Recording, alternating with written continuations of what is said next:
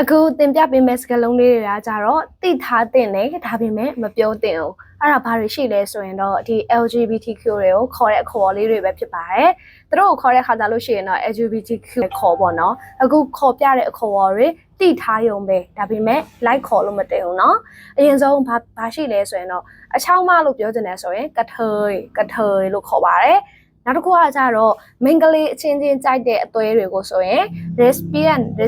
ဆိုရဲ lesbian ဆိုတဲ့အတန်အတွက်ပေါ့နော် lesbian လို့ခေါ်တယ်အဲ့ဒါကိုမှဒီယောက်ျားလေးဘက်နည်းနည်းသွားတဲ့သူကကြတော့ tom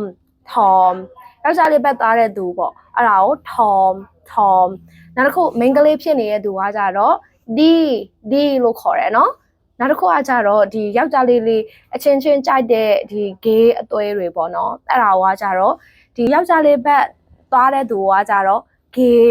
gay ဆိုရက် gay လို့ခေါ်တယ်ထိုင်းတန်တွက်က gay ဒီမိန်းကလေးဘက်နည်းနည်းနူးနူးညံ့ညံ့ရှိတဲ့သူကကြတော့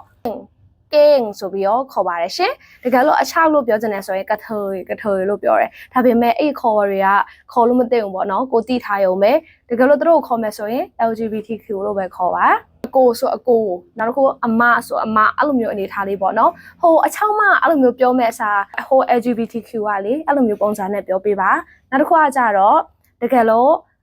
သူတို့ခေါ်တဲ့ခါကြလို့ဟဲ့ချောင်းမအဲ့လိုမျိုးမဟုတ်ဘဲနဲ့အကိုဆိုအကိုအမဆိုအမဆိုရင်ခေါ်ပေါ်မျိုးနဲ့ခေါ်တာပို့ပြီးတော့အဆင်ပြေမယ်လို့ထင်ပါတယ်အခုလည်းပြောတာကတိထားရအောင်ဆိုပြီးတော့လည်းပြောပြတာဖြစ်ပါတယ်ရှင်